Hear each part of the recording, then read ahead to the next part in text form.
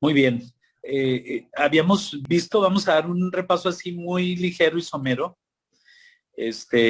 porque el tema de Job es un tema extenso, es un tema bastante extenso, pero muchas veces no vemos o alcanzamos la dimensión de este libro, pero es uno de los libros que habla más acerca del carácter de Jesucristo. Tocamos ahí el libro de Romanos capítulo uno a partir del verso 18, donde habla acerca de la creación de Dios y finalmente cuál es el propósito de la creación de Dios. Porque dice ahí en el 19 que las cosas que no se ven de Dios, lo invisible de Dios, su eterno poder y deidad, se hacen claramente visibles por medio de las cosas hechas desde la creación. De modo que no tenemos excusa, nadie puede decir que no ha visto a Dios porque todos hemos visto de su gloria. ¿Y qué quiere decir eso? A diferencia de la teoría de la evolución, la creación cuenta mucho acerca de cosas maravillosas. Les comenté de Luis Rodríguez, un astrofísico mexicano, que dice que él encontró 800 coincidencias para que exista vida en la Tierra. Entonces, el carácter de Dios ha sido muy detallista, muy detallado en el habernos conformado, y nosotros como cristianos hemos tenido a lo mejor un punto de vista muy diferente. Y pensamos que Dios con su Espíritu Santo funcionando como una varita, hace que las cosas parezcan muy fáciles y que las cosas se den como si fuera muy sencillo porque viene de parte de Dios. Pero la realidad es que Dios metió muchísimo detalle en cada una de las cosas de la creación para que todas las cosas que estuvieran aquí en la tierra, como parte de la creación, como parte de su carácter y como parte de su manifestación hacia sus hijos, fuesen, aparte de muy claras, muy productivas, que fuesen de una manera muy sencilla de comprender. Por eso él hace unas aproximadamente 86 preguntas en el capítulo 38, 39 y 40 del libro. Hace 86 preguntas donde detalla cada una de las características de la creación. El tema central es precisamente la soberanía de Dios, pero muchos no entendemos como lo que es el dolor y el sufrimiento del hombre.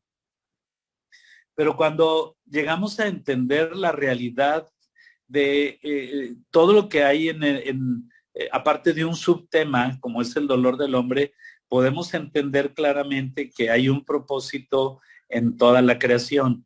Y ese propósito de la creación es maravillosamente eterno y nosotros estamos dentro de su propósito.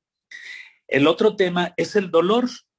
El dolor, es una parte del sufrimiento, pero que conlleva algo que para nosotros había sido medio escondido, que era la rectitud.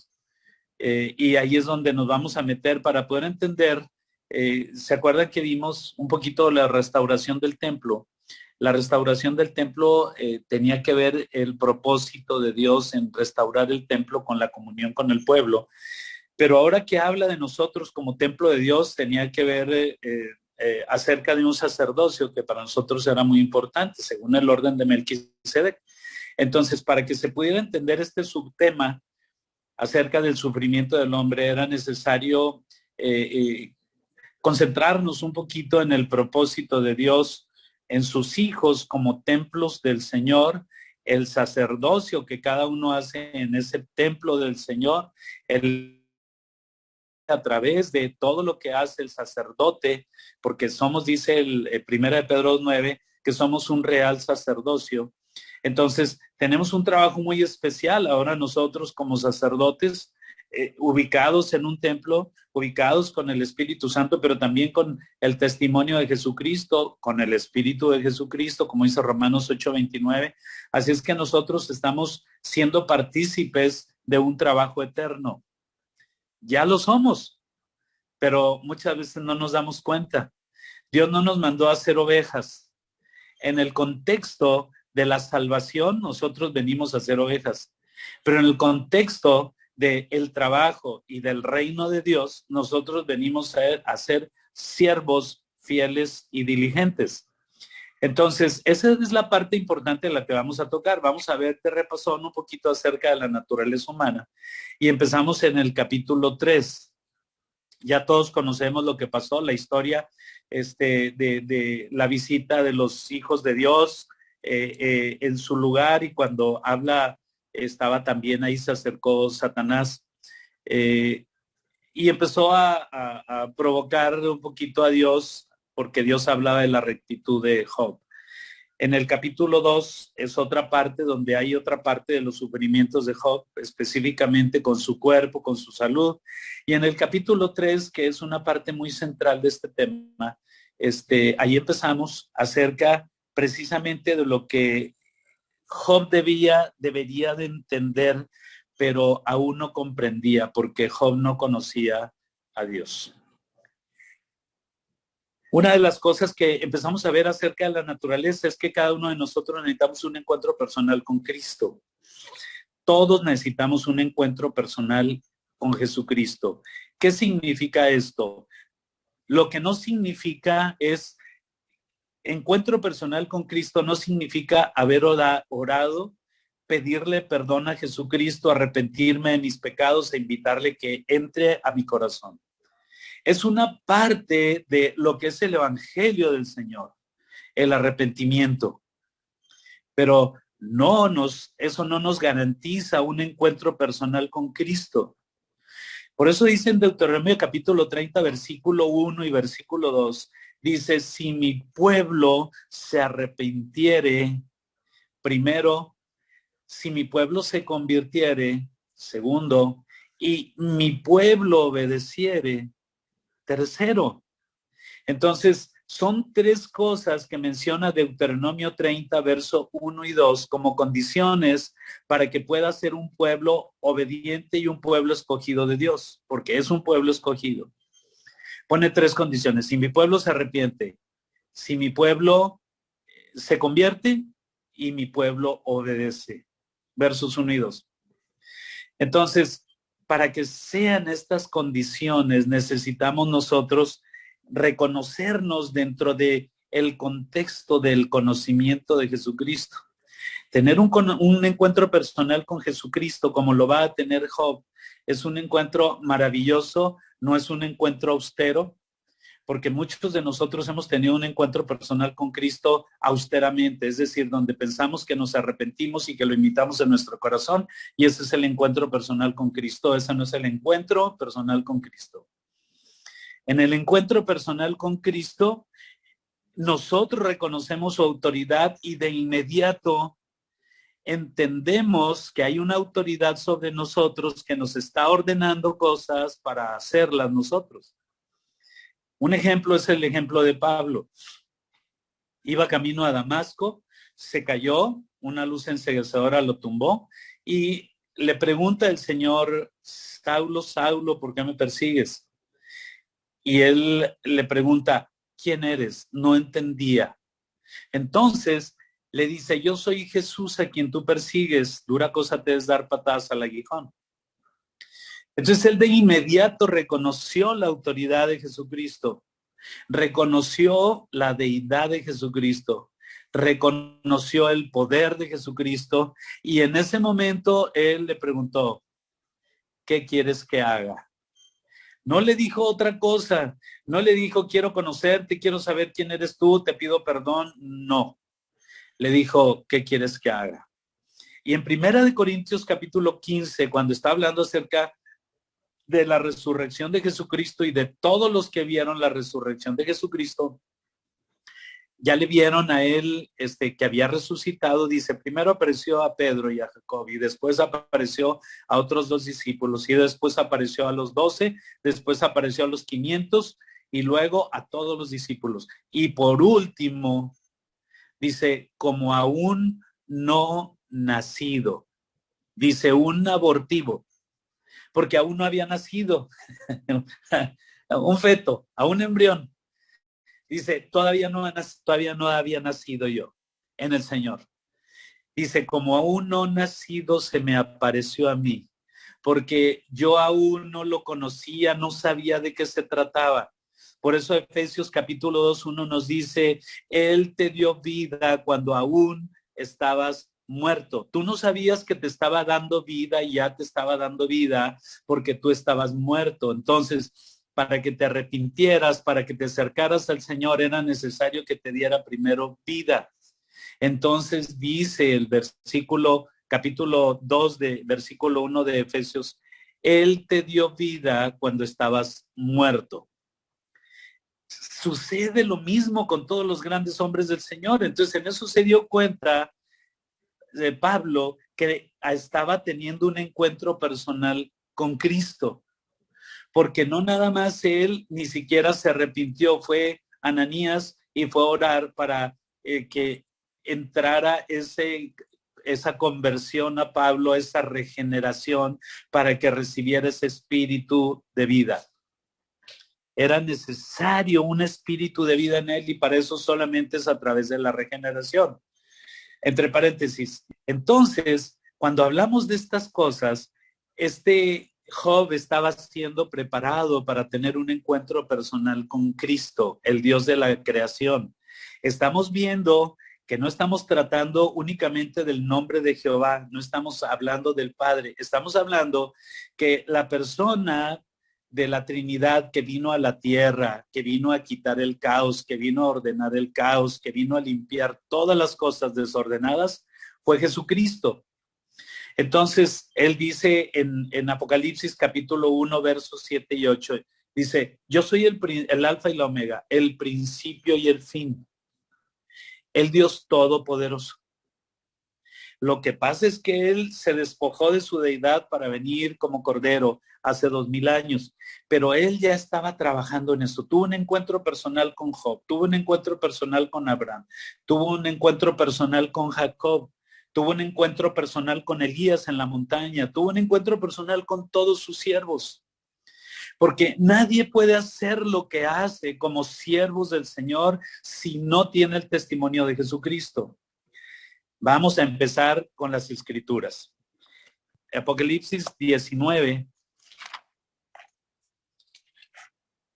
versículo 10. ¿Lo puede leer alguien, por favor? Dice, yo me postré a sus pies para adorarle, y él me dijo, mira, no lo hagas, yo soy consiervo tuyo y de tus hermanos que retienen el testimonio de Jesús. Adora a Dios, porque el testimonio de Jesús es el espíritu de la profecía. Muy bien. Dice algo muy profundo que tenemos que entender. No lo podemos entender a mejor ahora, pero lo vamos a ir entendiendo poco a poco. Dice, el espíritu de la profecía es el testimonio de Jesucristo. O el testimonio de Jesucristo es el espíritu de la profecía.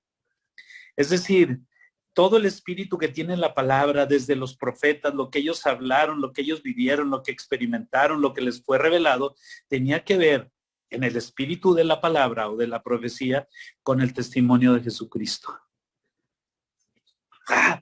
De repente nos acude y nos dice, ¿cómo tiene que ver esto? Dice al último en la escritura, dice en Apocalipsis, porque el testimonio de Jesucristo es el que engloba todo el espíritu de Génesis 1:1, Apocalipsis 22:21, el espíritu de la profecía, el espíritu de la palabra.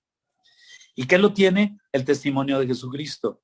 ¿Qué tenemos en nuestro corazón? ¿Tenemos a Jesucristo?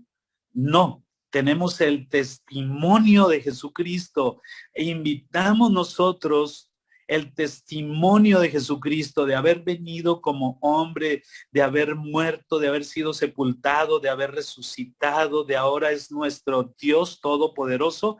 Ese es el testimonio que está en nosotros y es un espíritu, el espíritu de Jesucristo es el espíritu de la profecía. Por eso todos los grandes hombres, los grandes profetas, Los patriarcas tuvieron un encuentro personal con Cristo. Aunque no lo relate el Antiguo Testamento como tal, fue un encuentro personal con Jesucristo para haber hecho lo que hicieron. Porque las escrituras desde Génesis 1:1 están hablando acerca del testimonio de Jesucristo para nuestro tiempo, que ellos sabían que no administraban estas cosas para nosotros. Ellos estaban teniendo el testimonio de Jesucristo. Por eso dice cuando hace el relato Moisés acerca de la creación, en el primer día fue creada la luz. ¿Sí? Fue puesta la luz en esta tierra, en este universo fue puesta la luz. Y dice Dios, la luz era buena. Separó las tinieblas de la luz. Hasta el el versículo 14 de Génesis 1 habla acerca del cuarto día, del sol, la luna y las estrellas. Está hablando de otra luz que era muy diferente. Entonces, desde Génesis 1:1, en el principio era el verbo, en el principio fue la creación, en el principio, Juan capítulo 1:1, era el verbo, ¿sí? Y al final dice, sí ven Señor Jesús, en Apocalipsis 22:21. Toda la Biblia está llena de Jesucristo. No hay otra cosa más que Jesucristo. Entonces, el relato de Job está tratando de llegar a una conclusión muy especial, que es precisamente la soberanía del Espíritu de Jesucristo aquí en la tierra. Y ahorita lo vamos a ver. Ahorita vamos a ver eso. Nada más vamos a tocar un verso ahí en Job. Vamos a entrar al capítulo 3. Nada más vamos a ver un verso en el capítulo 38. Aquí en el capítulo 38, donde empieza a hacer esta serie de 86 preguntas, dice en el verso 1, entonces respondió Jehová a Job desde un torbellino, no lo estaba viendo Job, y le dijo, ¿quién es ese que oscurece el consejo con palabras sin sabiduría? Ahora, estaba hablando de los amigos y de Job, acerca de la queja y de las palabras arrogantes de los amigos. Ahora ciñe como varón tus lomos y yo te preguntaré y tú me contestarás. Primer pregunta, es la clave y la crucial. ¿Dónde estabas tú cuando yo hacía? Y empieza a decirle cada una de las sutilezas de la creación, de toda la creación, de los detalles de la creación, de los animales, del agua, de los torbellinos, del aire, del mismo aire, de las galaxias, de la gravedad, de la teoría de la relatividad, de Orión, de las Pléyades, está hablando de todos los detalles del universo. Entonces, la pregunta era, ¿dónde estabas tú? Entonces, cuando escucha estas palabras, Job, ¿dónde estaba yo? No, pues no existía, no estaba todavía ni siquiera en el umbral del conocimiento de la vida. Entonces, aquí hay algo que aún no entendía Job, pero era necesario que lo entendiera, porque el subtema de que vamos a hablar ahorita es el dolor y el sufrimiento. Y el dolor y el sufrimiento es algo que la gente aún no entiende, pero la iglesia como principal propósito de este subtema lo va a entender. Y empieza, ahí voy a leer algunos versos y ustedes me siguen para no meternos en demasiadas escrituras. Dice en el capítulo 3, verso 1, después de que se vio la desgracia de Job, dice, abrió Job su boca y maldijo su día. Y exclamó y dijo, pero es que el día en que yo nací y la noche, el verso 3, en que se dijo, varón es nacido, sea aquel día sombrío. Empezó a maldecir el día, no maldijo a nadie más que su nacimiento. Dijo, porque ya me doy cuenta de que no hubo propósito en él. En este día en que yo nací no hubo propósito. ¿Sí? Así nos pasa a todos nosotros. Pensamos que Dios encuentra despropósito en nosotros, pero que de repente se topó con nosotros y dijo, ¿qué voy a hacer con este siervo? ¿Qué voy a hacer con este cristiano? Pues algo tengo que hacer. Le voy a buscar un puesto, un lugar para ver dónde lo acomodo. No. Dios tiene un propósito. Hay razón y un propósito en toda nuestra vida, en la conexión que tenemos con los demás familiares, con nuestros amigos, en todo hay un propósito, pero él no lo entendía y él entendió el despropósito, por eso lo maldijo. Y dice el último, de este capítulo, si me acompañan, dice, a partir del verso 19, dice, allí está el chico y el grande y el siervo libre de su señor. ¿Por qué se da luz al trabajado y vida a los de ánimo amargado, que esperan la muerte y ella no llega? Aunque la buscan más que tesoros, que se alegran sobremanera y se gozan cuando hallan el sepulcro. ¿Por qué se da vida al hombre que no sabe a dónde ha de ir? Ese es el despropósito que no entendía Job. Pensaba que había un gran despropósito. Y dice el 23, y a quien Dios ha encerrado. Dice el 24, pues antes que mi pan viene mi suspiro, antes que me mantenga la vida, antes que me mantenga con vida, viene el dolor. Pero yo no quiero vivir, pero sigo vivo. ¿Cómo le hago para no vivir? Y dice, y mis gemidos corren como aguas. Mi queja, mi dolor, sí, es notoria porque se ve todo lo que yo sufro. Y dice, la clave de este capítulo y del subtema del sufrimiento está aquí. Dice el 25, porque el temor que me espantaba me ha llegado y me ha acontecido lo que yo temía. Lo que yo esperaba me llegó. Lo esperaba tanto y no confiaba en el Señor que llegaron las cosas se dieron. ¿Por qué? Pues porque posiblemente me las esperaba. Entonces el Señor empieza a hablar a nosotros, nos dice, es que hay cosas donde debes confiar, porque Dios es el creador, Él te creó a ti, creó todas las cosas que están alrededor. ¿Se acuerdan cuando vimos la restauración del templo? Dice ahí en Ageo, en el capítulo 1, que es necesario que se inicie la restauración, pero nadie se ha ocupado por la restauración del Señor. Y en el capítulo 2 dice, porque yo soy el dueño de todo el oro de la plata del mundo, pero parece que nadie sabe que yo soy el dueño. Todos están preocupados por cosas materiales, pero en el que hacen las cosas materiales nadie se preocupa. Entonces, a ver cuál es la prioridad. Si Dios no es nuestro primer lugar, no es el segundo lugar. No es ninguno. Si Dios no está en primer lugar, no puede ocupar ningún otro lugar. Entonces, aquí le está llevando a un extremo, a una orilla a Job, para que él pueda entender su naturaleza y que pueda entender quién le está llevando a todas estas cosas. No son coincidencia, no fue porque se portó mal, no fue un ataque de Satanás, no fue algo que premeditadamente iba a ser Satanás, porque Dios permitió todas estas cosas para que Job le conociera, porque dice en el capítulo 42, de oídas te había oído, pero no te conocía. Ahora mis ojos te ven y me arrepiento en polvo y en ceniza. Entonces, a partir de aquí, Job empieza a descuadrarse, pero empieza a entender que es un hombre recto y debe permanecer en rectitud, aunque ignore muchas cosas. Lo que sucedió con Job fue que empezó a reconocerse como un hombre débil. Él no sabía, porque él únicamente era un hombre conocido como un hombre poderoso, adinerado, acaudalado, pero un hombre temeroso de Dios. Y dice, por último, en el verso 26, dice Job, no he tenido paz, no me aseguré, ni estuve reposado. No obstante, me vino tribulación. Bueno, el Señor permitió que hubiera todas estas cosas y permitió que hubiera tribulación. Como dice en Isaías 54, capítulo 54, versículo 17. Dice, yo hice al destruidor para destruir.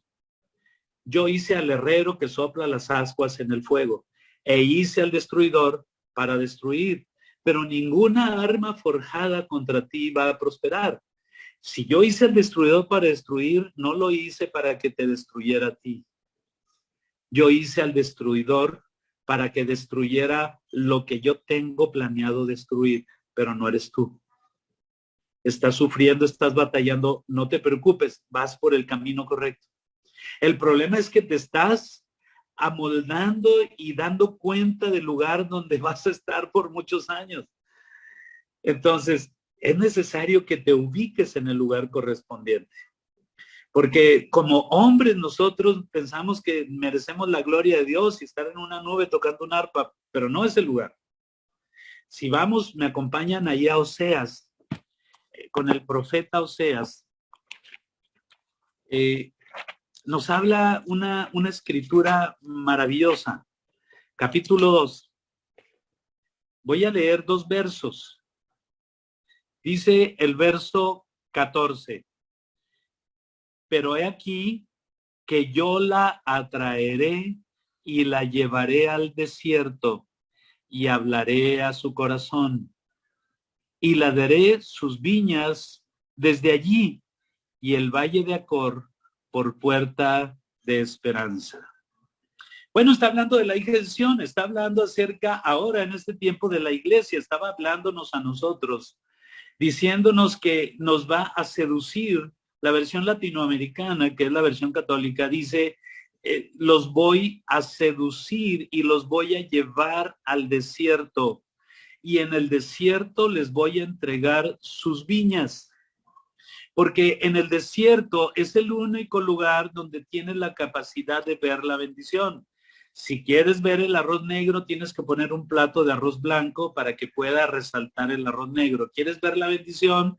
Dios te va a llevar al lugar más apartado, al lugar más desolado, y ahí va a entregarte la bendición. Porque el lugar correcto de nosotros como hijos de Dios es el desierto. No en balde los tuvo en el desierto por 40 años. Porque eso no era una maldición, era una preparación para el pueblo de Israel y es una preparación para la iglesia, pero todavía no lo entendemos muy bien. Si me acompañan a Apocalipsis, capítulo 12. En el capítulo 12 está hablando acerca de la mujer vestida de sol y nada más hay 2 figuras de la mujer que es la iglesia y la otra mujer que es la ramera. No habla de otra mujer. Cuando se refiere a Israel, se refiere a la higuera. Entonces la figura que habla aquí sobre la mujer vestida de sol es la figura que habla de la mujer en Génesis 3:15, cuando habla acerca de la mujer que va a pelear contra Satanás, dice, te va a golpear en la cabeza y tú le vas a golpear el talón. Entonces, en este capítulo 12, una parte dice que es el hijo varón que es tomado y se lo llevan al cielo, en un rapto, se lo llevan al cielo antes de que el dragón pueda hacer algo. Otra parte, que es la mujer, dice en el versículo 6, y la mujer huyó al desierto, capítulo 12, versículo 6 dice, y la mujer huyó al desierto, donde tiene lugar preparado por Dios para que allí la sustenten por 1260 días. 1260 días son 42 meses y 42 meses son 3 años y medio. Entonces lo confirma en el versículo 14 del mismo capítulo 12. Dice, y se le dieron a la mujer las 2 alas de la gran águila para que volase de delante de la serpiente al desierto, su lugar, donde es sustentada por un tiempo y tiempos y la mitad de un tiempo, son 3 años y medio. Entonces, aquí habla de que va a ser sustentada en el desierto y el desierto es el lugar de la iglesia, por eso dice a su lugar, ¿sí? Y después habla de la tercera parte de los hijos del Señor, la tercera parte de la iglesia, donde dice en el verso 17, entonces, como no pudo atrapar a la mujer, dice, entonces el dragón se llenó de ira contra la mujer y se fue a hacer guerra contra el resto de la descendencia de ella, los que guardan los mandamientos de Dios y tienen el testimonio de ¿quién? De Jesucristo, porque el testimonio de Jesucristo es el espíritu de la palabra, es el centro de la palabra, es el eje de la palabra. Jesucristo es el principio y el fin, todo circunda alrededor de Jesucristo. Entonces, ahí vamos teniendo un poquito de matiz acerca de lo que es el espíritu de la profecía. Entonces, volvemos otra vez a Job, capítulo 3, cuando entiende un poquito Job acerca de lo que él está experimentando y viviendo. Para él, el conocer o temer a Dios, porque ofrecía sacrificio cada vez que sus hijos hacían fiesta, ofrecía holocausto por si sus hijos hubieran hecho lo malo delante de los ojos del Señor. Era un hombre recto, era un hombre que guardaba la palabra y el temor del Señor. Entonces, empiezan los amigos de Job, esos amigos que en el capítulo 2 que dice que cuando lo vieron de lejos se espantaron, enmudecieron, mudaron su rostro, cambió su rostro porque esperaban ver en otra mejor actitud o en otra mejor condición a Job. Dice que rasgaron sus vestidos y se sentaron 7 días sin hablar. Pero después que empieza Job a hablar, empieza a quejarse, se quedan anonadados estos hombres porque no pensaron que él se fuera a quejar. Y empiezan, a partir del capítulo 8, empiezan a reconvenirle y empiezan a tratar de corregirle. Y empieza una serie de discusión, ya todos lo leímos, ya nos dimos cuenta todo lo que habla el libro de Job, una especie de discusión donde los amigos de Job empiezan a hablar cosas maravillosas de Dios. Aunque no lo conocían, porque no habían tenido un encuentro personal con Cristo, con el Dios de la creación, no habían tenido un encuentro con el Jehová del pueblo de Israel. Entonces ellos empiezan a hablar cosas maravillosas de Dios, sin conocerle. Entonces nos vamos hasta el capítulo 23 de Job, porque toda la discusión que se avientan aquí, pues es mucho. Vamos a resumirlo en pocos capítulos, los más importantes. Y aquí en el capítulo 23 de Job, empieza Job a relatar y a hacer un pequeño relato acerca de la condición de él, cómo se sentía, cómo estaban sus emociones y su espíritu, ¿sí? Acerca de lo que él pensaba de él mismo, porque como no conocía a Dios, entonces únicamente hablaba lo que pensaba de él mismo, la justicia de él mismo, la justicia de Job.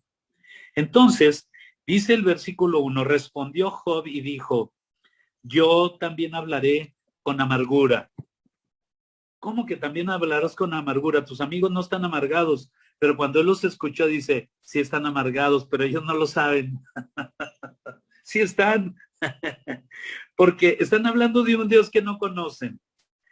Y hablar de Dios cuando no lo conoces es hablar cosas de tu imaginación. Y se nota cuando alguien habla de algo que no conoce. Porque para hablar de Dios hay que conocerle. Entonces, se los dije una vez, yo no puedo enseñarles acerca de Dios porque los teólogos no existen. No existe una persona que estudie a Dios. No existe. Si el universo no lo puede contener, ¿cómo podemos ser tan orgullosos para pensar que mi cerebro sí lo puede contener o sí lo puede entender? Entonces, esto no existe. Pero sí puedo hablar del Dios de las Escrituras. Puedo hablar de las Escrituras que hablan acerca de Dios. Puedo enseñar acerca de las Escrituras, pero no puedo enseñar de Dios. Porque para aprender de Dios, solamente el Espíritu Santo es el único que nos puede hablar y revelar la naturaleza de Dios a cada uno en lo particular. Cada uno cuando hablamos, no hablamos de Dios, hablamos de las Escrituras que hablan de Dios. Hasta ahí nos podemos quedar. Si hablamos de las Escrituras que hablan de Dios, es una maravilla, porque nadie puede hablar de Dios. Nadie, más que el Espíritu Santo. El Espíritu Santo. Por eso dice en Deuteronomio 29, lo secreto es de Dios, pero lo revelado es para nosotros y nuestros hijos perpetuamente. Entonces, nosotros podemos hablar nada más de Dios, lo que Dios nos revela, pero no nos lo revela el predicador. No nos lo revela la palabra. La palabra es letra muerta, pero la palabra tiene valor cuando nos revela el Espíritu Santo, el espíritu de la palabra, el testimonio de Jesucristo. Entonces, ahí en esa parte se atoró Job. en esta parte muy crucial. Y dice, hoy también hablaré con amargura porque es más grave mi llaga que mi gemido. Es decir, yo me puedo quejar mucho y puedo gritar, pero ni con mi gemido ni con mi grito podría decir cuánto me duele lo que tengo en mi corazón. Porque había sido tocada su familia, había sido tocada su casa, había sido tocado su negocio, todos sus bienes habían sido tocados, pero después fue tocada su salud. Y después de que fue tocada su salud, fue cuando vino la amargura completa al corazón de Job. Dice, ¿quién me diera a saber? El versículo 3 dice, ¿quién me diera a saber dónde hallar a Dios? Yo iría hasta su silla. No había leído Apocalipsis 4 cuando habla del trono, ¿verdad? Pero dice, yo iría hasta su trono y hablaría con él. Empezaba él a tener una revelación acerca del Dios de la palabra, empezaba a llegar de poco a poquito, un poquito de esa soberanía que tenía Dios para limitar la revelación a unos cuantos. Dice el verso 4, fíjense la manera como se expresa Job de Dios, porque él siempre fue un hombre respetuoso con el Señor. Dice, expondría mi causa delante de él y llenaría mi boca de argumentos. Dice el 5, yo sabría lo que él me respondiese y entendería lo que me dijera. Quiere decir que si yo fuera hasta su lugar, voy a recibir respuesta de Dios. Voy a tener respuesta de Dios. Contendería conmigo con grandeza de fuerza. Me gritaría como el Dios todopoderoso que puede ser conmigo. Dice, no. Antes, él sería delicado conmigo. Él me atendería. Allí el justo razonaría con él y yo escaparía para siempre de mi juez. Todavía no sabía qué es lo que estaba pasando, pero diría, ahí el que me está juzgando lo haría a un lado, porque él me atendería. Yo sabría que él es justo, que él es delicado, él me llenaría mi corazón de paz y haría que mi corazón estuviera satisfecho a pesar de mi condición. Encontraría la paz. Y dice, he aquí yo iré al oriente y no lo hallaré, al occidente y no lo percibiré. Si muestra su poder al norte, no lo podría ver, y al sur se escondería. Dice el 10, mas él conoce mi camino, me probará y saldré como oro. Ahí paramos este capítulo, porque ahí empieza a mostrar Job esa parte que tiene que ver con la justicia de Dios para justificar a los santos. Yo voy a ir con él porque en mi corazón no hay nada, lo entiendo perfectamente bien, todos sabemos si tenemos o no tenemos pecado y él decía, no hay nada en mi corazón. Entonces, si yo me presento delante de él, dice, no va a encontrar nada. No hay nada que me pueda acusar, no hay nada que me pueda decir, porque no hay nada en mi corazón. Dice, solamente amargura. ¡Ay, qué tremendo! Y luego nos vamos hasta el capítulo 25. Vamos a brincar un poquito, porque estamos viendo todas estas partes que son determinantes para lo que es el dolor del hombre, el sufrimiento del hombre, como subtema de este libro, porque el tema principal en este libro, lo vimos, es la soberanía de Dios. Es Dios como soberano. La pregunta que le hace Job, ¿dónde estabas tú? No existías. Y yo estaba trabajando. Estaba haciendo todos los detalles precisos para esta creación. Estaba preparando todo para que tú estuvieses sobre la tierra y encontraras un sentido a lo que yo estoy haciendo. Y en la respuesta de uno de sus amigos, de Job, dice, respondiendo Bildad suita, dijo, el señorío y el temor están con el Señor. El señorío, la grandeza y el temor están con él. Él hace paz en las alturas. Tienen sus ejércitos números, ¿sabes quién no está, sobre quién no está su luz? ¿Cómo pues se justificará el hombre para con Dios? ¿Tiene alguna justificación el hombre delante de Dios? Claro que no, porque el hombre es su creación.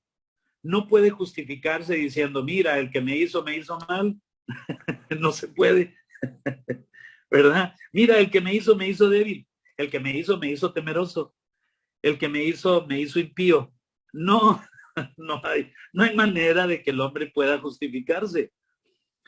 Pero Bildad no lo entendía porque él pensaba que él hacía lo que quería indiscriminadamente, si lo sentía o no lo sentía el hombre.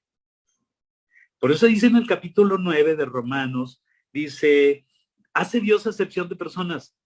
Dice, no, Él tiene misericordia de quien quiere tener misericordia. Pero dice en San Juan capítulo 1, San Juan capítulo 1, verso, de tal manera amó Dios al mundo. ¿Cuál es el verso?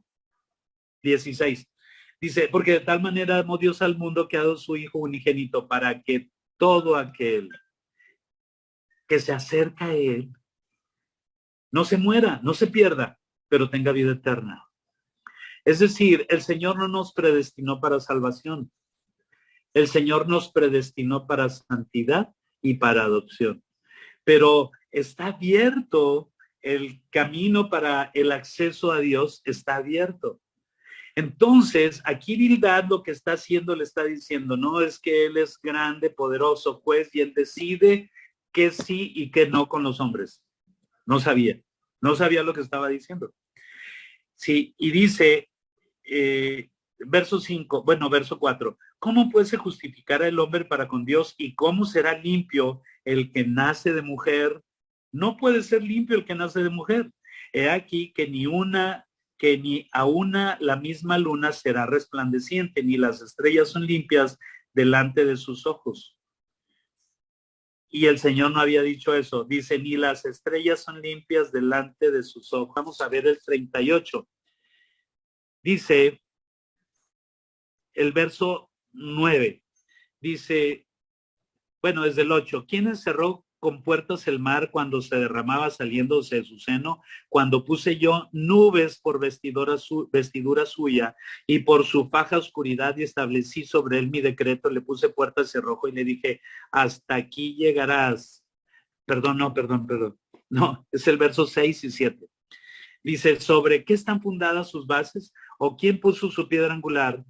Fíjese bien, cuando estaba haciendo la tierra, cuando alababan todas las estrellas del alba y se regocijaban todos los hijos de Dios. Ahí les está diciendo, espérame, tú estás diciendo que ni las estrellas van a poder brillar, nada más porque Dios no quiere. Para eso las hice, para que brillaran.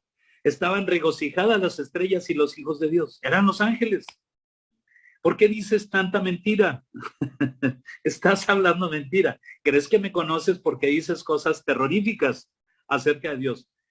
Pero necesitas saber que Dios es más delicado en lo que piensas. Entonces, dice en el capítulo 26, dice, respondió Job, le contesta Bildad y le dice, ¿en qué ayudaste al que no tiene poder? Empieza a llegar no una justificación cualquiera, únicamente el actuar de Job. Si encuentras algo de justicia en esto que yo hice, entonces contéstame si hice mal, le dice a Bildad. Dice, ¿en qué ayudaste al que no tiene poder? ¿Cómo has amparado al brazo sin fuerza? ¿En qué aconsejaste al que no tiene ciencia?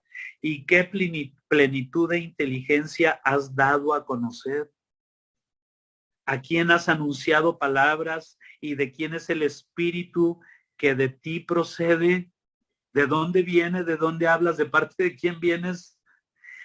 Las sombras tiemblan en lo profundo, los mares y cuanto en ellos mora, el Seol está descubierto de él y el abadón no tiene cobertura. Dice que aún lo más abierto delante del Señor, para que no digas nadie tiene conocimiento de él. Esto tampoco existe.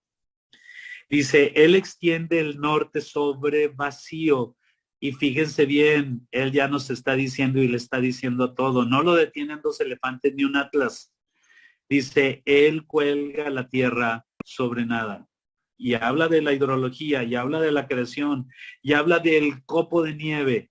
Ustedes saben que los copos de nieve son como las huellas digitales, no hay uno igual. Ustedes pueden ver un copo de nieve en el internet y es maravilloso. Ningún ingeniero puede hacer todo eso con su capacidad de ingeniería. El copo de nieve es extraordinario. Es tremendo. Entonces, dice, él empieza a conocer, dice, ata las aguas en sus nubes y las nubes no se rompen por debajo de ellas. Ya sabía lo que era la condensación y la hidrología. Él encubre la faz de su trono y sobre él extiende su nube. Puso límite a la superficie de las aguas hasta el fin de la luz y las tinieblas. Y empieza a poner al último, ¿verdad? Dice 13, su espíritu adornó los cielos, su mano creó la serpiente tortuosa, está hablando de Leviatán. He aquí estas cosas son solo los bordes de sus caminos. Cuán leve es el susurro que hemos oído de él. Pero el trueno de su poder, ¿quién lo puede comprender? Muy bien, entonces empieza él a tener otra perspectiva después de que encuentra palabras sin razón de sus amigos. Empieza a entender un poquito la naturaleza de las cosas, Job. Y empieza a decir cosas que son demasiado soberanas acerca de Dios. Yo sé que si lo encontrara en el lugar que me dijeran dónde está, iría ahí y me pondría atención. Y él me diría qué hacer, pero nadie me dice dónde está. Entonces tendré que ir a buscarlo. Y en el capítulo 38, nos vamos hasta el 38, más adelante, a ver si lo podemos ver más adelante, en el 37 habla un poquito acerca del sistema hidrológico, pero después, entonces, el 37 lo leen, lo releen porque ya lo vieron, pero está muy emocionante porque habla muchas cosas científicas. Entonces, Dios, corta este diálogo que había entre los amigos de Job y Job para tratar de traer un poquito de sentido y de propósito. Empieza Dios a traer un poquito de sabiduría a los corazones que no tenían sabiduría. Únicamente había una ligera idea de lo que era Dios, lo que significaba para la humanidad Dios, pero empieza a traer Dios un poquito de sentido en el conocimiento de él. Y aquí en el capítulo 38 dice, entonces respondió Jehová a Job desde un torbellino. Es decir, no se presentó como tal, porque nadie puede ver a Dios y todavía seguir hablando o seguir viviendo. Entonces era necesario que hubiera evidencia de Dios, y en un torbellino él hace aparecer su voz y le contesta apenas hasta entonces a los muchachos, a los 3 primeros amigos y luego 4, Elifaz que se agrega, y a Job. Y le dice, entonces respondió Jehová a Job desde un torbellino y dijo, ¿quién es ese que obscurece el consejo con palabras donde no hay sabiduría? ¿Por qué le pregunta esto, hermanos? Dice, ¿tendría que haber sabiduría en alguno de ustedes? ¿Podría haber sabiduría en el espíritu y en el corazón de los hombres? Sí debería haber sabiduría, o no debería haber sabiduría, porque si no conocían a Dios, ¿de dónde iba a saber nacer la sabiduría? La verdad es que sí había sabiduría. Ahí en el capítulo 11 de Isaías, en el versículo 2, habla de los 7 espíritus enviados por el Señor a toda la tierra. Isaías 11, 2. Y también lo habla en Apocalipsis 2, en Apocalipsis 4, en Apocalipsis 6, porque está hablando acerca de los 7 espíritus que el Señor envió por toda la tierra. Espíritu de Jehová, espíritu de temor de Jehová, espíritu de consejo, de sabiduría, de conocimiento, etcétera, etcétera. Son los 7 espíritus que el Señor mandó a toda la tierra y no lo limitó a ninguna persona. Los envió para que todo aquel que lo quisiera recibir, lo recibiera.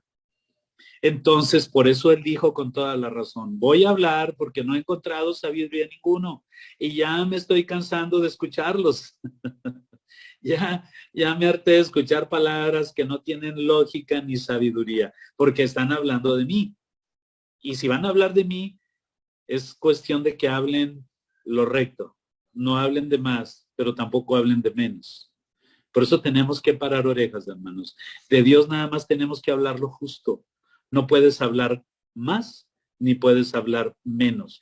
Con tal de motivar a un amargado, con tal de motivar a un desventurado, con tal de motivar a alguien que necesita una palabra de consuelo, no vas a hablar cosas de más que no conoces. Porque el Señor trae a cada uno lo que necesita. Si constriñe su corazón, necesita ser contristado. Si trae palabra de corrección, necesita ser corregido. Entonces nosotros no somos nadie para impedir que llegue la sabiduría de Dios al corazón del hombre. Por eso decimos que el Evangelio no es cómodo para la iglesia, pero pensamos que el Evangelio debe ser muy cómodo porque viene a solucionar Dios nuestros problemas. No. Les dije la vez pasada, Dios no soluciona nuestros problemas. Dios da respuesta a nuestras grandes incógnitas. Él viene a traer respuesta por medio de su palabra a nuestras vidas. No viene Él a solucionar nuestros problemas. En el mundo tendréis aflicción, pero confiad, yo he vencido al mundo. ¿Sí? Esa es una respuesta que nos da el Señor. Horrenda cosa es caer en manos del Dios vivo, pero preferimos ser corregidos que vivir sin padre. Es mejor el azote que no tener padre. Entonces es importante que lo entendamos. Le dice a Job en el verso 3, seguimos en el 38, ahora ciñe como varón tus lomos, yo te preguntaré y tú me contestarás, ¿dónde estabas tú cuando yo empezaba a fijar todos los detalles para que tú pudieras vivir? ¿Dónde estabas tú cuando yo estaba quitando el caos de esta tierra? ¿Dónde estabas tú cuando yo estaba haciendo a aquel jefe que piensas que es cruel contigo, aquel vecino que piensas que es malo contigo, aquel hijo que piensas que no te obedece, aquellas cosas que yo estaba diseñando para que estuvieran alrededor de ti? ¿Dónde estabas tú? Dice, házmelo saber si tienes inteligencia, ¿quién ordenó todas las cosas que están alrededor de tu vida? 86 preguntas empezó a hacer el Señor a Job. ¿Cuántas cree que contestó? Ninguna, porque ni Job ni nosotros tenemos respuestas a esas preguntas que el Señor hizo, porque esas preguntas las hace únicamente a sus ángeles y a sus siervos. No hay respuesta para ello porque no estuvimos en la creación. No hay respuesta para ello porque no entendemos la ciencia de Dios. Ni los científicos pueden entender esto. Entonces, ¿quiénes somos nosotros para tratar de pretender que lo entendemos? Entonces, nos vamos por fin al último, aquí en el capítulo 42, porque tenemos que avanzar, no nos podemos atrasar mucho. Entonces, concluimos con el tema de Job y vamos a tocar algo muy importante. Entonces, dice en el capítulo 42, respondió Job a Jehová y dijo, ya entendí, ya entendí. Ahora sí comprendí porque no me explicaba lo que me estaba pasando, por eso yo estaba maldiciendo el día que nací. Estaba yo echándole tierra al cajón, estaba echándole tierra a mi nacimiento, porque no entendía. No sabía lo que estaba saliendo de mi boca. Yo pensaba que era muy sabio, pensaba que era inteligente, pensaba que era un intelectual de aquellos tiempos, pero no, me equivoqué. Dice, yo sé ahora que tú todo lo puedes porque me lo demostraste cuando me dices, cuando me hablas de la gravedad, de las galaxias, de los planetas, cuando me hablas del agua, de los animales, del ciervo, del caballo, del behemoth, del leviatán, de la nieve, del agua, del hielo. De todo me estás hablando y tienes un conocimiento certero y maravilloso. Entonces, ¿qué te puedo contestar, Señor? Dice el verso 3, ¿Quién es el que oscurece el consejo sin entendimiento? Soy yo. Soy yo. Dice, por tanto, hablaba lo que no entendía. Eran cosas muy profundas que yo no comprendía. Eran demasiado profundas. Por eso el hombre sigue buscando el bosón de Higgs y sigue buscando los quarks y sigue metiéndose en problemas cuando entra con las partículas, con la física cuántica, porque no lo entiende, pero el hombre se acerca y procura entender estas cosas que piensa que son de la naturaleza. Pero todas estas proceden de Dios. Por eso el hombre de Dios no le, el hombre de ciencia no le encuentra cuadratura a todas estas cosas. Dice Job, te ruego y hablaré, escúchame y te voy a hablar. Te preguntaré, pero nada más para que me enseñes. De oídas te había oído. O sea, yo había escuchado porque yo soy oveja, voy a la iglesia y escucho de ti, pero no he tenido un encuentro personal contigo como hasta ahora, como lo tuvo Saulo, como lo tuvo Pedro cuando Jesucristo se le apareció en la barca, cuando había resucitado y Pedro salió de la barca y se echó un clavado y nadó 100 metros, pero lo nadó en unos cuantos segundos. Tuvo un encuentro personal con el Jesús que no conocía porque él pensaba que era un profeta nada más, pero cuando lo vio resucitado se dio cuenta de quién era Jesucristo. El encuentro que tuvo Abraham cuando vio, dice en el capítulo 7, acompáñenme a Hebreos 7, cuando se topa con Melquisedec. Dice el capítulo 7 de Hebreos, verso 8, y aquí ciertamente reciben los diezmos hombres mortales, pero allí uno de quien se da testimonio de que vive no es igual. No es Leví, no es Aarón, no es su descendencia. Dice el verso 9, y por decirlo así, en Abraham pagó los diezmos también Leví, que recibe los diezmos, porque aún no estaban en los lomos de su padre cuando Melquisedec le salió al encuentro. Sí, pues la perfección fuera por el sacerdocio levítico, porque bajo él recibió el pueblo la ley. ¿Qué necesidad habría aún de que se levantase otro sacerdote según el orden de Melquisedec y que no fuese llamado según el orden de Aarón? Porque cambiado el sacerdocio, necesario es que también cambie la ley. Ay, ay, ay. Entonces, ¿quién era este Melquisedec? ¿Quién era este Melquisedec? Rey de Jerusalén. Dice, fíjense lo que dice, ¿eh? Dice el verso 2, a quien asimismo dio Abraham los diezmos de todo, cuyo nombre significa primeramente, ¿qué significa? Rey de justicia. Y también rey de Salem. ¿Qué quiere decir Salem? Paz. Isaías 63 habla de él y dice que es el príncipe de paz. Aquí dice rey de justicia, rey de Salem, esto es rey de paz. Pero lo más importante, no tiene padre, no tiene madre, no hay genealogía, que ni tiene principio de días ni fin de vida, sino hecho semejante a quién? Al Hijo de Dios. ¿Sí? Melquisedec es Jesucristo. No tiene genealogía, pero no tiene padre ni madre, no tiene historia, no hay historia. ¿De dónde viene? Nadie sabe. ¿A dónde fue? Nadie sabe. ¿Qué pasó con él? Nadie sabe. No hay historia. Únicamente apareció Abraham cuando él venía de haber recuperado la tierra sitiada. Únicamente. Entonces, Abraham tuvo un encuentro personal con Cristo. Y dice, si cambia el sacerdocio, si ya no estamos bajo la ley mosaica, bajo la ley de Aarón, bajo la ley de los levitas, entonces es necesario que cambie la ley. Si estamos bajo el sacerdocio de Melquisedec, se hace necesario que cambie la ley. Ah, caray, necesitamos cambiar la ley. Claro. ¿Qué dice Romanos 4:15? Vamos a Romanos 4:15. Romanos.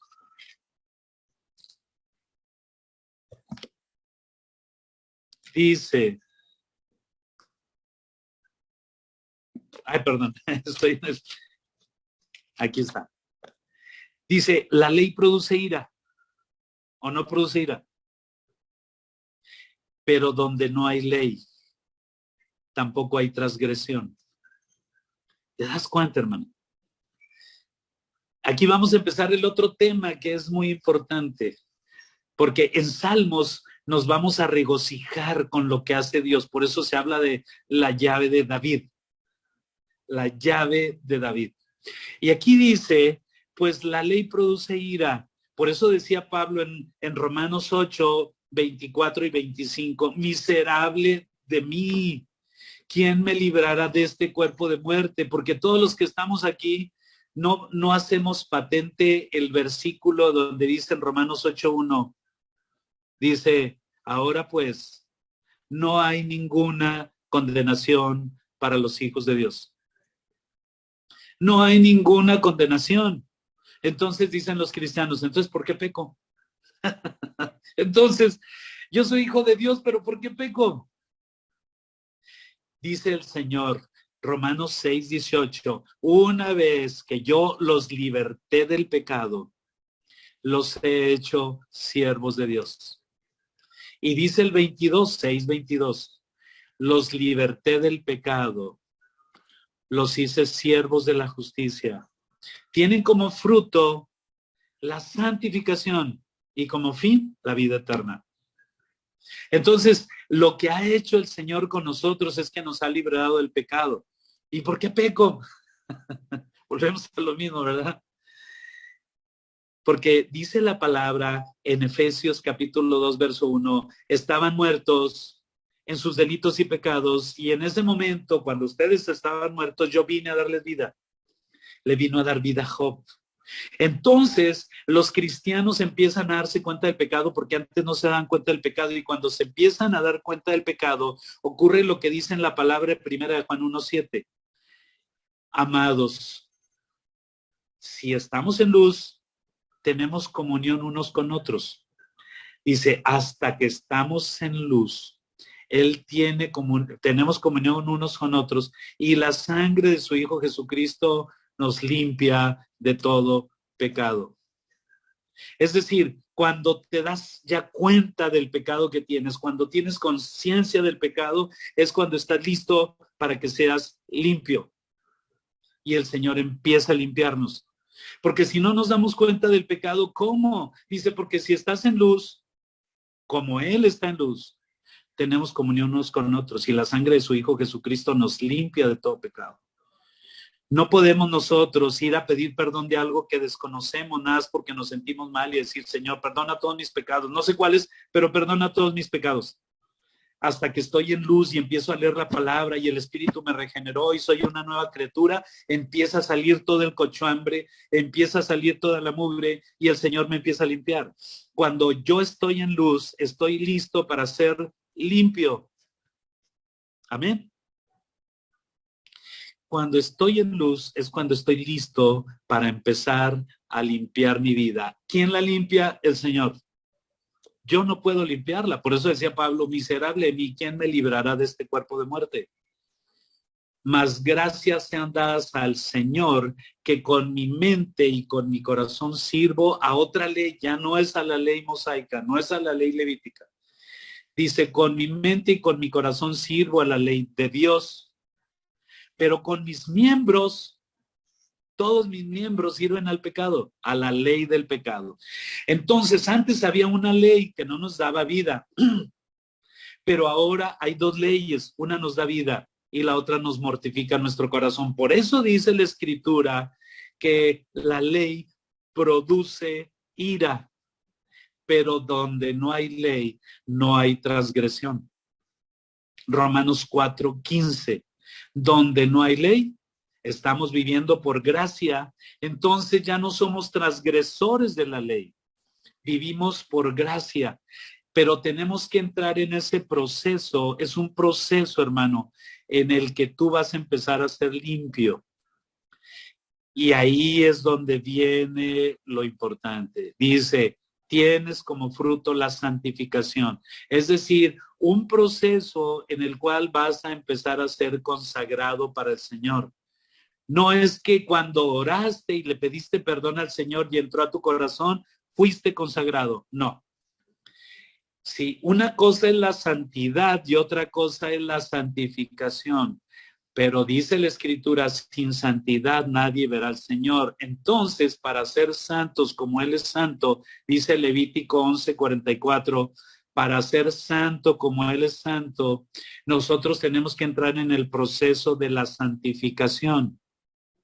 Dice el Señor en Levítico 11:44, sed santos porque yo soy santo. Tienes que ser santo porque necesito tener comunión contigo. Señor, pero es que me enojo fácilmente, no importa, te voy a limpiar, te voy a quitar lo enojón, pero te va a doler, te va a doler. ¿Cómo le hago para que no te duela? Pues no hay manera. Entonces te va a doler un poquito. Amén. Ok, pero le dejamos hasta aquí. Vamos a pararle aquí porque necesitamos entrar de lleno en Salmos y necesitamos entrar de lleno en el sacerdocio de Melquisedec para que ustedes puedan entender que en este templo se necesita un sacerdote. Nosotros somos real sacerdocio. 1 Pedro 9 dice que somos real sacerdocio. Entonces, este templo necesita que ministre un sacerdote en este templo. ¿Sí? Entonces, nosotros necesitamos poner la adoración, aunque no hayan sido colocados los cimientos, como dice en Ageo capítulo 1. Si ya fueron colocados los cimientos, qué bien, pero si no fueron colocados aún, tú puedes adorar al Señor sin remordimiento de que no llegue en tu adoración al Señor. Tú tienes que adorar. Y dice, si quieren lo leemos en Ageo, es tremendo y por eso la gente lloraba ahí con esta escritura. Ageo capítulo 1, después de Sofonías. Dice en el capítulo 2, dice el verso 10, capítulo 2, verso 10, a los 24 días del 9º mes, en el segundo año de Darío, vino palabra de Jehová por medio del profeta Ageo diciendo, así ha dicho Jehová de los ejércitos. Pregunta ahora a los sacerdotes acerca de la ley diciendo, si alguno llevare carne santificada y topa su falda, será santificada, no. Y dice hasta el 18, medita pues en tu corazón desde este día en adelante, desde el día 24 del mes noveno, desde el día que se echó el cimiento en el templo de Jehová, diciendo, medita bien en tu corazón. No está puesta la simiente en el granero, no está la vid, ni la higuera, ni el granado, ni el árbol del olivo ha florecido todavía, mas desde este día te voy a bendecir. Desde este día, aunque no veas nada colocado en su lugar, yo te voy a bendecir. Y tú tienes que adorar. Tienes que empezar, pues, a hacer las cosas que yo te mandé para que tú las hicieras. Amén. ¿Dudas, preguntas hasta aquí, hermanos? Hermano, entonces, ahorita estoy entendiendo que el rey de Salem no era un rey más que pensábamos que era de un rey anterior a Jerusalén, de Jerusalén. Eso es lo que todos entendemos, hermano. Pero está increíble, hermano, todo esto, wow. Mucho, esto es demasiado. Así es, hermana. No sabes cómo quebranta mi corazón el Señor cada vez que veo esta palabra y digo, Señor, ¿quiénes somos nosotros? Pero Abraham tuvo un encuentro personal con el Señor Jesucristo. No fue un hombre desconocido, era Jesucristo que nadie en aquel entonces se imaginaba quién era. Pero ahora en Hebreos nos lo viene a revelar el Señor. Dice, sin padres, sin madres, sin genealogía, no tenía principio de vida, no tenía principio ni final de vida. Dice, pero se presentó delante de Abraham. Porque era necesario que los siervos de Dios, todos los siervos de Dios tengan un encuentro personal con Cristo, todos, como Elías en la montaña. ¿Se acuerdan? Ay, tremendo el Señor. Todos necesitamos un encuentro personal con Cristo, algo que nos sacuda, que timbre los dinteles del templo. Este templo tiene que ser estremecido por el Señor. Necesitamos un encuentro personal con Cristo para que cambie toda nuestra perspectiva. Y la tuvo Abraham, la tuvo Jacob, la tuvo Elías, la tuvo Eliseo, la tuvo Sofonías, la tuvo en el mismo pez tres días ahí atorado, ¿verdad? Hasta que lo vomitó el pez a Jonás. En fin, todo el mundo tuvo un encuentro personal con Cristo. Todos los apóstoles, incluyendo a Pablo, tuvieron un encuentro personal con Cristo. ¿Quiénes somos nosotros para no tenerlo? ¿Sí, hermana? Sí, bueno, no hay un método, no hay una guía, no hay un mapa. Es a quien Dios quiere revelarse simple y sencillamente, pero, pero Dios, pues es la misericordia, hermano, que podamos conocerlo, o sea, porque no es que leamos más, que lo busquemos más, simplemente así Dios quiere. Eh, o sea, no hay una carrera entonces, no hay una carrera. Así es, hermano. No hay una carrera. El Señor, en su tiempo y en su momento, nos va a revelar. Acuérdense que dice el Señor, porque Marcos 4:13, porque dice el Señor, porque la parábola es dada a los de afuera. Dice, la revelación es para sus hijos, para sus siervos, pero la parábola es para los de afuera, así lo dice Marcos. Dice, para que viendo no entiendan y para que escuchando no se les revele y se arrepientan y yo los tenga que perdonar, porque todavía no puedo perdonarlos, todavía no, y al menos no a la casa perdida de Israel. No a la casa perdida de Israel. Por eso les hablaba en parábolas, pero a nosotros no, dice que a los hijos del reino nos es dado a conocer todos los secretos de Dios. Pero Primera de Corintios capítulo 2 lo dice. Sí, hermano. no los quiere ni puede perdonar por misericordia a nosotros. O sea, No, porque, sí los quiere, los ama, es su pueblo escogido. sí, Y pero me refiero al tiempo, como usted dice, o sea, no quiero ni puedo por ahora, porque en por ahora. realidad dice la Biblia que todo Israel va a ser salvo, pero es por medio de de la gracia y la misericordia de Dios, que ahorita todavía no, porque estamos nosotros dependiendo de eso. Romanos 11 dice que hasta que haya llegado toda la plenitud de los gentiles, hasta después entonces todo Israel será salvo. Y se va a Nosotros somos presentar, esa plenitud de los gentiles. ¿cómo dices? Nosotros somos esa plenitud de los gentiles. Nosotros somos parte de la plenitud de los gentiles, pero habla de los tiempos. Entonces, cuando habla de los tiempos, Marcos 13 y Mateo 24 dicen el verso 15, y después será predicado el evangelio en todo el mundo, a todas las naciones, y después viene el fin.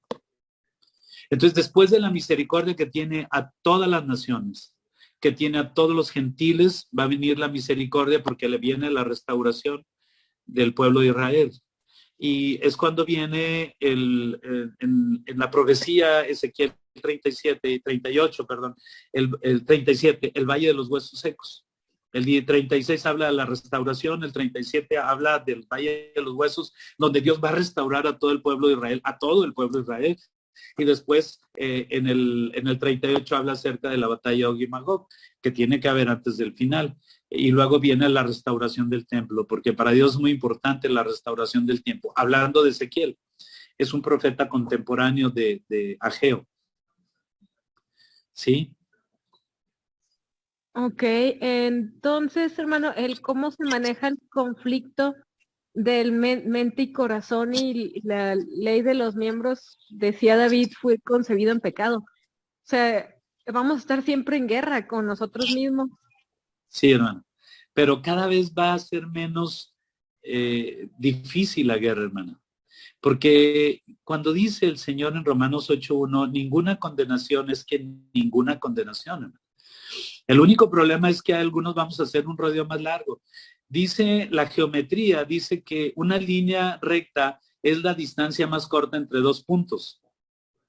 Entonces nosotros podemos rodear todo lo que queramos, pero el Señor nos invita a que tomemos una línea recta, a que obedezcamos, porque la invitación que Él nos hace nos dice a que se arrepientan, a que se conviertan y a que obedezcan, porque no es nada más arrepentirse, tienes que convertirte al Señor. Pero si tú crees que eso es suficiente, tampoco es suficiente. Tienes que obedecer, Por eso dice en Hebreos capítulo 1, dejando ya las doctrinas de Cristo, dejando ya los rudimentos de la doctrina del Señor acerca de las obras, acerca de la oración, acerca del bautismo, acerca de todas las cosas, dice, vayamos a la perfección. Y la perfección en la palabra significa obediencia.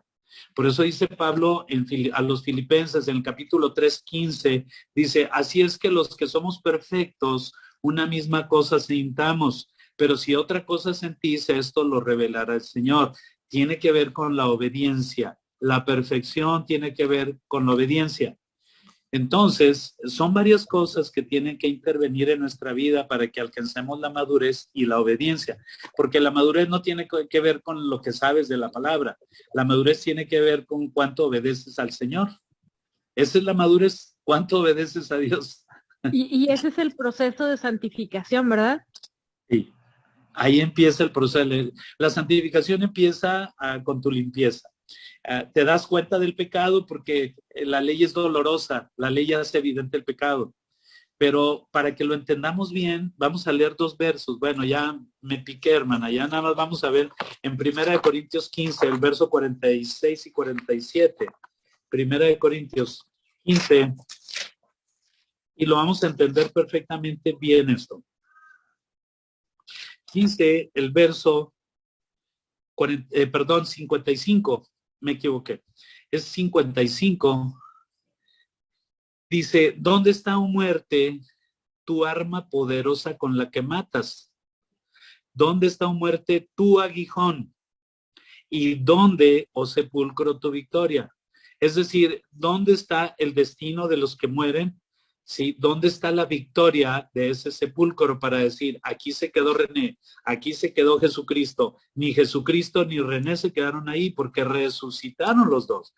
Por eso dice el Evangelio completo en 1 Corintios 15, lo dice aquí en este mismo capítulo, si me acompañan, dice en los primeros versos, dice por el verso 3 de 1 Corintios 15, porque primeramente os he enseñado lo que asimismo recibí, que Cristo murió por nuestros pecados conforme a las Escrituras, que fue sepultado y que resucitó al tercer día conforme a las Escrituras. Este es el Evangelio completo. Dice el verso 1, además os declaro, hermanos, el Evangelio que os he predicado, el cual también recibisteis, en el cual también perseveráis. Cristo murió, Cristo se sepultó y Cristo resucitó. Asimismo estamos nosotros con él. Exactamente. Entonces dice el verso 55, ¿dónde estaba, oh sepulcro, tu victoria? Pero aquí viene lo importante, verso 56. Ya que el aguijón de la muerte es el pecado, fíjese bien, lo que mata en la muerte es el pecado, pero quien le da poder al pecado es la ley. La ley, la ley mosaica por los levitas, sí, por Aarón, esa es la que le da poder al pecado. Pero acabamos de leer en Hebreos capítulo 7, verso 12, que si cambia el sacerdocio, cambia la ley. Y leímos en Romanos 4:15 que la ley produce ira, pero que donde no hay ley, no hay transgresión. Entonces, como yo ya no puedo tener ley, no puedo tener transgresión. Entonces, es quitado el poder al pecado que estaba sobre mí, porque el poder del pecado se lo daba la ley, pero ya no hay ley, ahora hay gracia.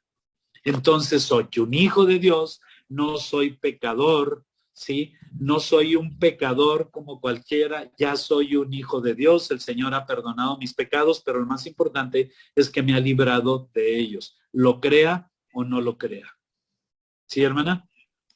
Sí, amén, somos redimidos, o sea, ya estamos del otro lado, aunque no lo merecemos. Hermano, entonces la ley está para conocer a Dios y santificarnos, pero ya no como algo que nos juzgue.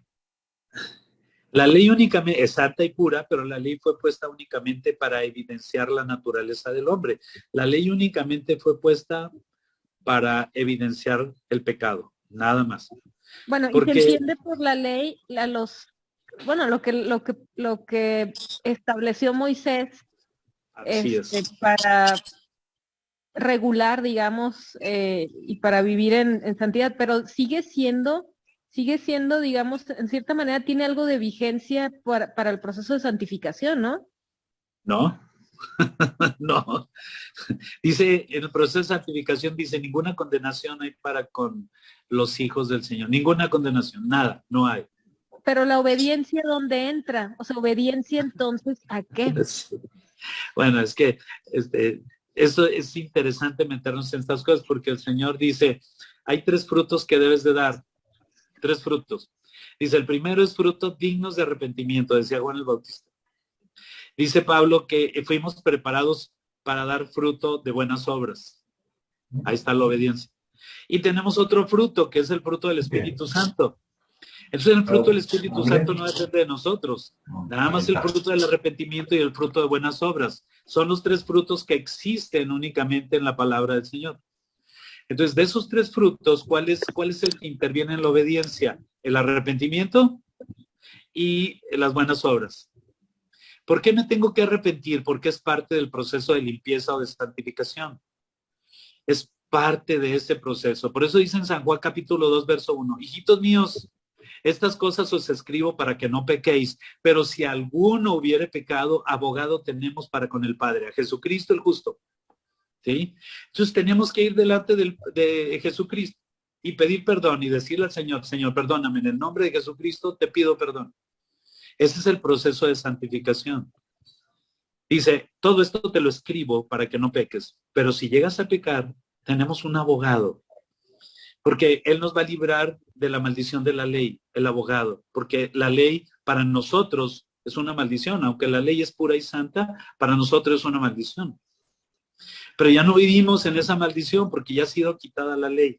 Ahora estamos en la gracia de nuestro Señor Jesucristo. Ahora estamos más exigidos que antes, pues que antes era nada más no matar, pero ahora nos dice, ama a tu enemigo. Ah, está difícil. Ahora la gracia subió varios niveles, subió 3, 4 niveles. Entonces, digamos que en el Antiguo Testamento conocemos la ley y en el Nuevo Testamento conocemos la gracia. Así es. Así es. Y Jesucristo vino, dice, a cumplir la ley. Entonces, vino a cumplir la ley. de cierta manera, nos queda el Antiguo Testamento o sea, entonces tenemos el Antiguo Testamento para conocer de Dios, no tanto para estar regidos por lo que ahí viene, ¿verdad? Sí, hermana. Es que mira, todo el Antiguo Testamento fue necesario para que llegáramos nosotros a este tiempo. Somos siervos del Señor como Elías, como Eliseo, como Abraham, como Jacob. Entonces, toda la escritura antes nos fue dada para que nosotros supiéramos qué es, a través de ellos, qué es lo que Dios va a hacer. Ahora, en este tiempo, nosotros ya sabemos cómo lo va a hacer Dios. Antes sabíamos el qué, ahora sabemos el cómo. ¿Cuándo vamos a saber el quién? Ok, entonces, pero bueno, de eso David se brincó todo, ¿verdad? Todo se brincó, ese es un tremendo. Se vino el Nuevo Testamento sin siquiera todavía tener las bases. Él era del Nuevo Testamento, hermana, no era del Antiguo Testamento, era del Nuevo Testamento. Él tenía comunión con Dios. Él todos los días vivía con Dios, tenía intimidad con Dios. Él se arrepentía delante de Dios. Por eso en el Salmo 51, que es lo más hermoso de un arrepentimiento, lo hizo Dios después de que el niño murió y dijo, no lo merezco, no merezco el perdón. Y que haz lo que quieras conmigo, nada más, si vas a hacer muchas cosas, nada más no quites de mí tu Santo Espíritu. Oiga, es tremendo lo que pasó con David. Bueno, son cosas que no terminamos de maravillarnos cuando el Señor las revela. Están en su palabra, pero están escondidas. Tenemos el rafé, tenemos la letra escrita, la letra literal, pero necesitamos el rema. Una vez que tenemos el rema, la revelación, entonces tenemos al Dios de la palabra, tenemos al verbo. En la parte que dice en San Juan 1:1, y en el principio era el verbo, y el verbo con Dios y el verbo era Dios. A ese Dios, a ese verbo está en nuestro corazón. Acuérdense que es el testimonio de Jesucristo, está en nuestro corazón.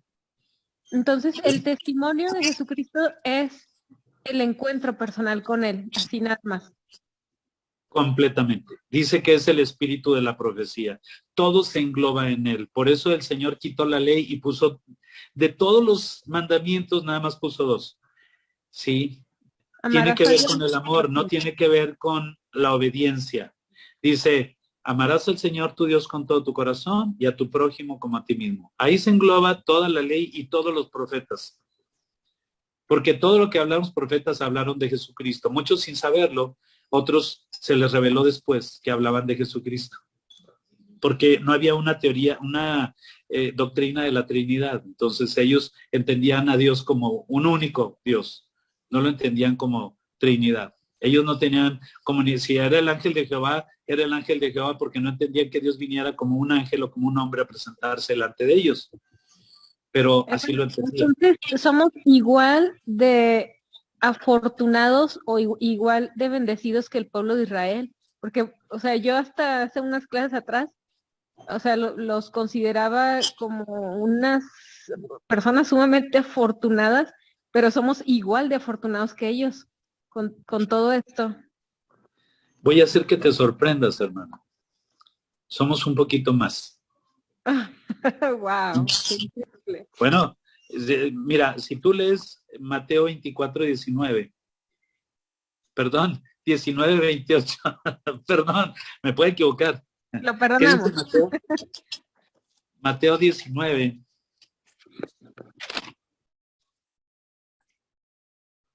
Dice desde el 27. Entonces respondiendo Pedro le dijo, he aquí nosotros lo hemos dejado todo y te hemos seguido, ¿qué pues tendremos? Y Jesús le dijo, de cierto os digo que en la regeneración, cuando el Hijo del Hombre se siente en el trono de su gracia, en la regeneración, dice, vosotros que me habéis seguido, también os sentaréis sobre 12 tronos para juzgar ¿a quién?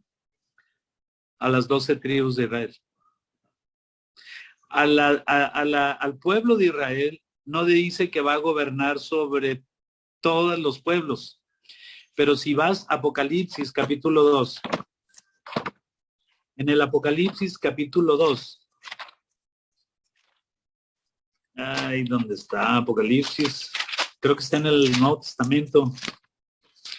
O sea, entendí bien, hermano, que nos va a poner como gobernadores o... Ahí dice... Porque ya son 24 los gobernadores, los apóstoles y los... Van a gobernar a las 12 tribus de Israel. Apocalipsis, lo que dice en Apocalipsis capítulo 2, dice, verso 26, dice, al que la iglesia, ¿sí?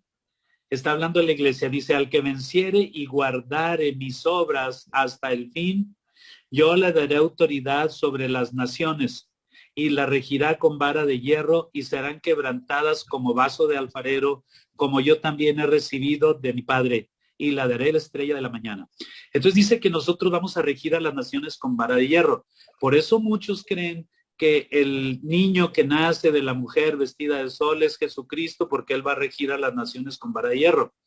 Pero está hablando a la mujer y la mujer no es Israel, la mujer es la iglesia.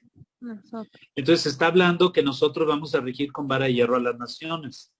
Pero aquí lo dice en el 26, al que venciere. ¿Sí? Entonces, nosotros tenemos todavía Mateo 24, Mateo 19, 28 y tenemos Apocalipsis capítulo 2, verso 26, donde nosotros vamos a regir con vara de hierro. ¿Sí, hermana? Sí, entonces, pero bueno, tenemos, sí. ¿A qué se refiere al que venciere? Porque ya, y ahorita ya somos más que vencedores con todo esto, ya cobra sentido, inclusive cuando dice que somos más que vencedores, porque ya él nos lo dio absolutamente todo, o sea, ya está hecho. Entonces, ¿por qué dice el que venciere si ya venció? Si ya vencimos a través de él. Bueno, lo que pasa es que no dice que vencimos, dice que somos más que vencedores.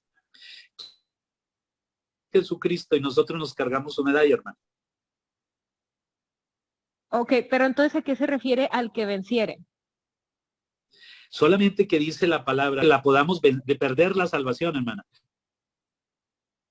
Señor Jesucristo. ¿Sí me explico? Es decir, nosotros somos, el pueblo de Israel es el pueblo escogido, pero nosotros fuimos el pueblo adquirido. Entonces, un pueblo adquirido es un pueblo que fue adquirido con un propósito. Él lo escogió porque sintió ternura por ese pueblo, pero nosotros fuimos adquiridos para otro propósito diferente al de Israel. Somos considerados como sus hijos. Entonces, tú vas a Efesios capítulo 3 y te dice uno de los grandes propósitos. El primero que te dice es en 1 Pedro 2:9, para anunciar las virtudes de aquel que nos sacó de las tinieblas a su luz admirable. Pero aquí en Efesios, en el capítulo 3, versículo 10, dice, para que la multiforme sabiduría de Dios sea ahora dada a conocer por medio de quién. No dice el pueblo de Israel. Dice por medio de la iglesia, a los principados y a los potestades en los lugares celestiales. O sea, nuestro trabajo es en los lugares celestiales, hermano. Y el pueblo de Israel tiene que ser restaurado conforme a la restauración del pueblo de Israel. Tienen que edificar el templo, tienen que ofrecer holocausto, purificar el templo y ofrecer sacrificio. Así va a ser restaurado el pueblo de Israel. Nosotros no tenemos que hacer eso. Nosotros accedimos al sacrificio de Jesucristo y el pueblo de Israel a los sacrificios que siempre estaban haciendo según la ley mosaica. Porque como no pudieron con esa ley, ahora tienen que poder con esa ley. Ahora tienen que ser restaurados en esa ley porque ellos crecieron en esa ley. Nosotros no crecimos en esa ley, nosotros crecimos en la gracia y ellos crecieron en la ley, entonces ahora tienen que ser restaurados en la ley. Por eso dice, si me acompañas a Daniel 12, es Jeremías, Ezequiel, Daniel. Ok. Daniel, ¿sí me van acompañando? Dice Daniel 12, dice 11. Daniel 12, 11. Y desde el tiempo en que se ha quitado el continuo sacrificio hasta la abominación desoladora, cuando venga el anticristo a sentarse en el trono, en el lugar santísimo del Señor, habrá 1290 días. 3 años y medio son 1260, pero aquí está hablando de 30 días más. Está hablando de 1290 días, 30 días más. 12. Bienaventurado el que espere y llegue a 1335 días. O sea, son 75 días más de los 1200 días. 75 días más. Y después le dice a Daniel, y tú irás hasta el fin y reposarás, vas a descansar y te levantarás para recibir tu heredad al fin de los días. Fíjate lo que dice el 12, bienaventurado el que espere y llegue a 75 días después de la gran tribulación. ¿A quién está hablando? A la iglesia. Y tú irás hasta el fin y reposarás. Entonces, ¿qué se va a hacer en estos 75 días? Son 75 días después de la gran tribulación. Se va a purificar el templo porque entró Satanás, entró el anticristo al lugar santísimo. Se tiene que purificar el templo en 30 días y hacer en 40 días. En 35 días se purifica y en 40 días se hace juicio a las naciones, porque tiene que haber juicio a las naciones. Ahí dice, al que venciere le daré que lleve el juicio a las naciones. Nosotros estamos para eso. Amén.